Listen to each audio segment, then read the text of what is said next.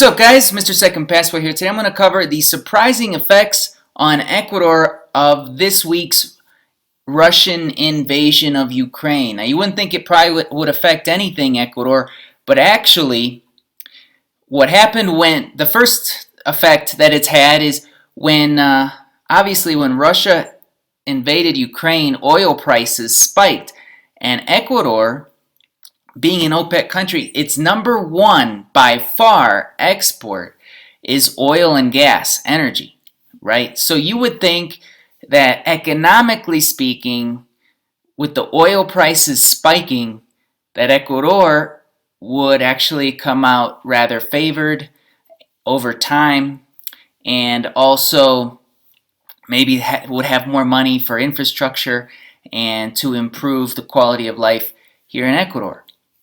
But actually, the truth behind the matter is that several years ago in a prior presidency of Rafael Correa, about 5-6 years ago, he got a bunch of money lent to him from China, right? And what he did is still going to affect Ecuador now and going forward.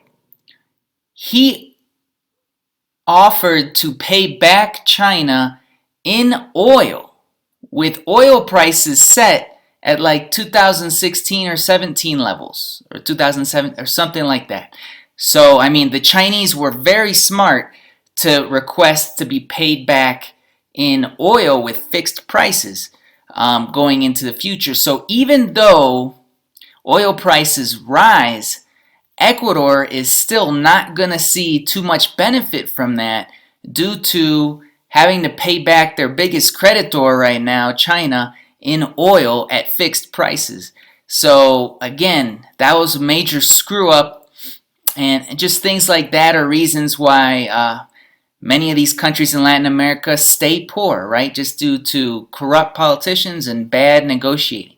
And on top of that, it was discovered by the current presidency, current administration here in Ecuador, that not only was it badly negotiated with China, but also this former president had created like a Bantam company to kind of be the go-between between China and Ecuador paying back the debt so that they could kind of shave off points here and there.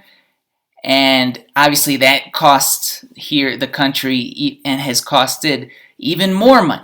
So that's the reason why the current president Lasso just recently went to China to try to renegotiate this huge debt that Ecuador has in oil with China. So anyway, that's unfortunate, and how you might think Ecuador might come out favored by this whole thing actually is not. And the second and final way that I've seen kind of the effects on Ecuador in the press itself that in articles I'm reading, and also talking to locals here, one thing they've noticed by Ukraine getting invaded by a larger, more powerful country, and pretty much everyone not doing anything for the most part, to help them, it's kind of made them think, you know, our biggest enemy is also next door and also much bigger and possibly more powerful than us, Peru, and they've been known to invade us about every 20 years or so, and it's about that time. Should we be worried, right? And I've kind of noticed that kind of sentiment here in Ecuador as well with this Russian invasion. Hopefully this thing gets resolved quickly. Who knows in which direction it's going to go from here. But that's just my little take on how it's affected life here in Ecuador, and how it should have but hasn't affected life here in Ecuador as well. I'm Mr. Second Passport. If you like this, don't forget to subscribe, hit the like button below. Take care.